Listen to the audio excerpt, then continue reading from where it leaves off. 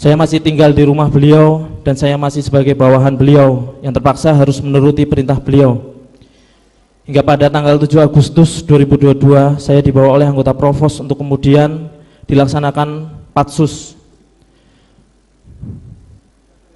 Dan pada tanggal itu juga saya ditetapkan sebagai tersangka dan langsung dilakukan penahanan. Saya ditunjukkan keterangan dari Richard yang menunjukkan pelaku penembakan terhadap almarhum Joshua dilakukan semua oleh Bapak Ferdi Sambo. Yang kemudian saya diminta untuk membaca Al-Quran. Baru setelah itu saya menuliskan testimoni kejadian sebenarnya peristiwa yang terjadi pada tanggal 8 Juli 2022 di rumah Duren 3. Sesuatu yang sangat sesali yang seharusnya saya sampaikan dari awal dilakukan pemeriksaan oleh penyidik kepada saya.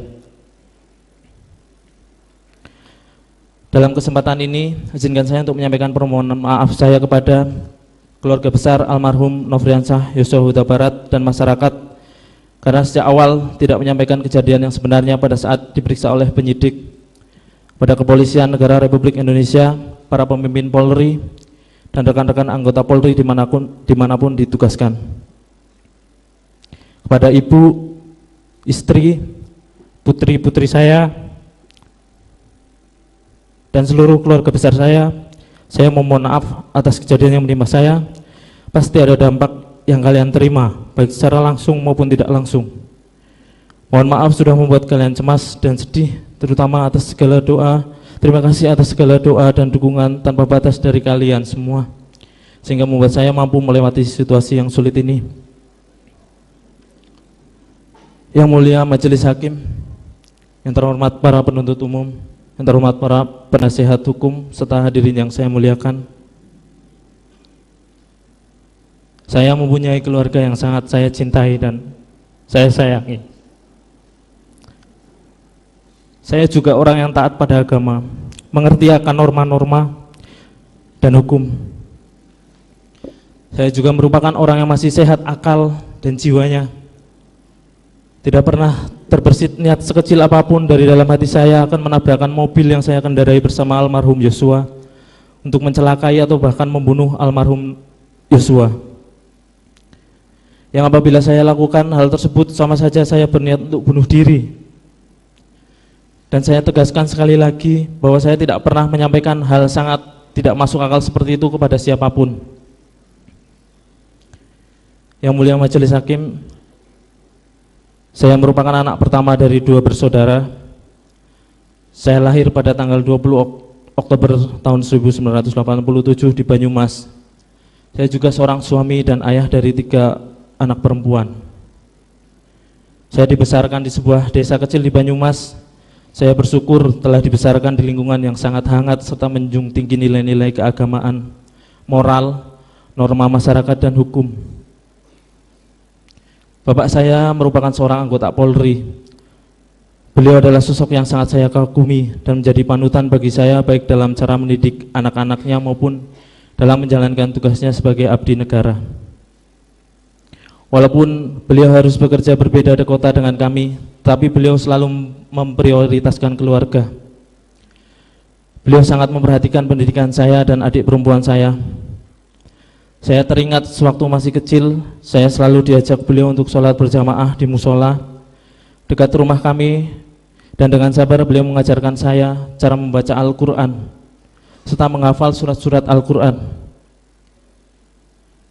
Hal ini menginspirasi saya untuk menanamkan pendidikan agama sejak dini kepada ketiga putri saya, seperti yang beliau lakukan untuk saya. Namun saat ini saya belum bisa melakukan hal yang sama untuk putri-putri kecil saya. Tanggal 25 Agustus 2010, saat saya sedang menjalankan tugas di Polres Brebes, saya mendapat berita duka bahwa bapak saya mengalami kecelakaan dan beliau meninggal dunia. Saya langsung bergegas pulang ke kampung halaman saya dengan hati yang sangat terluka.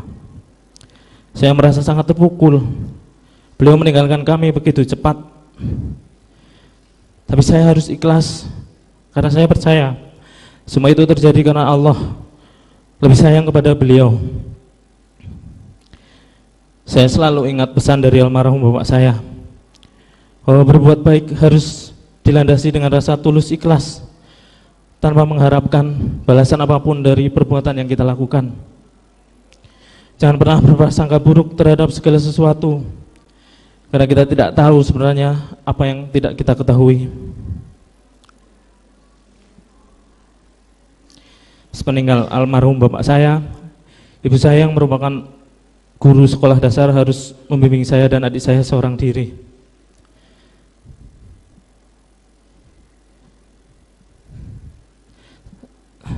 Sama halnya dengan almarhum bapak.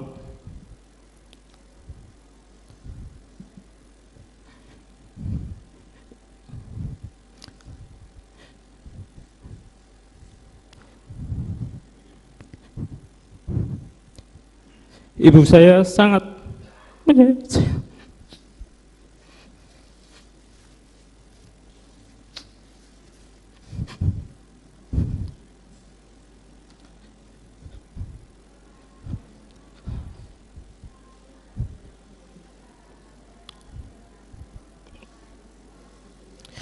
Beliau telah mendidik dan membesarkan saya dan adik saya dengan sangat baik.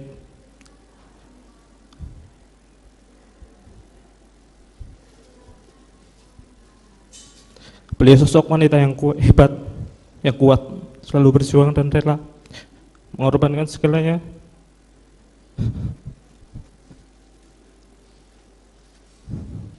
demi anak-anaknya.